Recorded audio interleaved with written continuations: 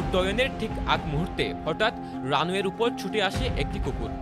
মুহূর্তে বিকট শব্দ, থেমে যায় উড়োজাহাজের গতি, স্তব্ধ যাত্রীদের নিঃশ্বাস।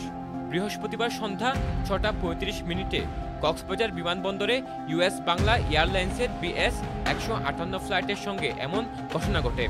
ঢাকায় কুকুরটি মারা গেলেও ৭০ জন যাত্রী প্রাণে রক্ষা পায় কেবল ভাগ্যক্রমে। ফ্লাইট ছাড়তে দেরি হয় ১ ঘণ্টা। ইউএস বাংলা কক্সবাজার ইনচার্জ মোহাম্মদ মুসা বিষয়টি নিশ্চিত করেন। বিমানবন্দর কর্তৃপক্ষ জানায়, বিমানের ধাক্কায় কুকুরটি মারা যায়। এরপর দ্রুত রানওয়ে পরিষ্কার করে ফ্লাইট চলাচল স্বাভাবিক করা হয়। এর আগে গত ২ আগস্ট কক্সবাজার বিমানবন্দরে রানওয়েতে এয়ার এশিয়ার উড়োজাহাজের সঙ্গে ধাক্কা লেগে মারা যায় আরেকটি কুকুর। তাতেও ফ্লাইট ছাড়তে দেরি হয় ১ ঘণ্টা।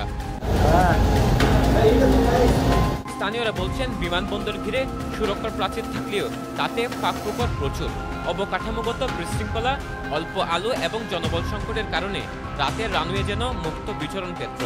২০২১ সালে একটি রানওয়েতে বিমান বাংলাদেশ এয়ারলাইন্সের উড়োজাহাজের ধাক্কায় মারা গিয়েছিল ২টি গরু। ৩ বছর কেটে গেছে, পরিস্থিতি এক ধুলো বদলায়নি। প্রাণীর ধাক্কায় বড় দুর্ঘটনা ঘটলে শুধু একটি বিমান নয়, গোটা দেশের বিমান নিরাপত্তা নিয়ে প্রশ্ন উঠবে। News desk, N one news.